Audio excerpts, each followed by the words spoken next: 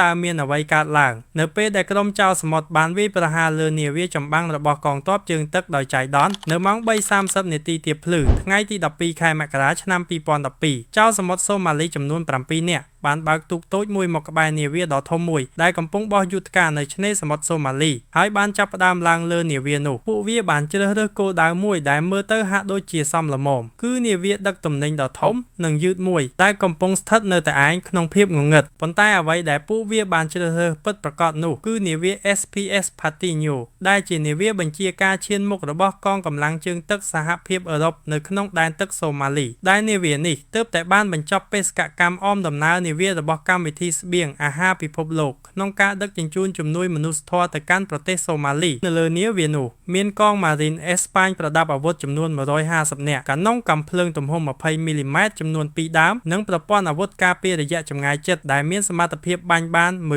1440 គ្រាប់ក្នុង1នាទីក្រុមចៅសមុទ្របានបើកការបាញ់ប្រហារដោយប្រើកាំភ្លើង AK-47 នាវា Patinho បានរងការបាញ់ប្រហារចំនួន 50 គ្រាប់ចំទួនាវានឹងបំពង់ផ្សែងការបាញ់តតាំងគ្នាបានអូសបន្លាយពេលអស់ 2 នាទីបន្ទាប់មកកងទ័ពអេស្ប៉ាញបានបាញ់បកទៅវិញហើយទូករបស់ចៅសមុទ្រក៏បានរត់គេចខ្លួនឧទ្ធម្ភាគចក្រ Sea King មួយគ្រឿងត្រូវបានបញ្ជូនចេញជាបន្ទាន់វាបានដេញតាមក្រុមចៅសមុទ្រក្នុងចម្ងាយ 3000 យ៉ាតដោយបានប្រមានពួកវាតាមរយៈមេក្រូនិងបានបាញ់ប្រហារនៅពីមុខក្បាលទូករបស់ពួកវាចៅសមុទ្រម្នាក់ត្រូវបានសម្លាប់ហើយ6នាក់ទៀតត្រូវបានចាប់ខ្លួននិងបញ្ជូនទៅកាន់ប្រទេសអេស្ប៉ាញនៅចំពោះមុខតុលាការពួកវាបានអះអាងថាពួកវាគ្រាន់តែជាអ្នកនេសាទដែលបានចូលទៅក្បែរនាវា Patinho ដើម្បីស្វែងរកជំនួយនៅលើសមុទ្រតែប៉ុណ្ណោះពួកគេត្រូវបានកាត់ទោសពីបទប៉ុនប៉ងធ្វើសកម្មភាពចោរកម្មសមុទ្រនិងត្រូវបានផ្តន្ទាទោសឲ្យជាប់ពន្ធនាគាររយៈពេល 8 ឆ្នាំដែលក្រោយមកត្រូវបានបង្កើនពី 13 ទៅ 17 ឆ្នាំពួកគេបានវាយប្រហារលើនាវាដែលដឹកជញ្ជូនស្បៀងអាហារទៅកាន់ប្រទេសរបស់ខ្លួនឯងសោះកងទ័ពជើងទឹកអេស្ប៉ាញ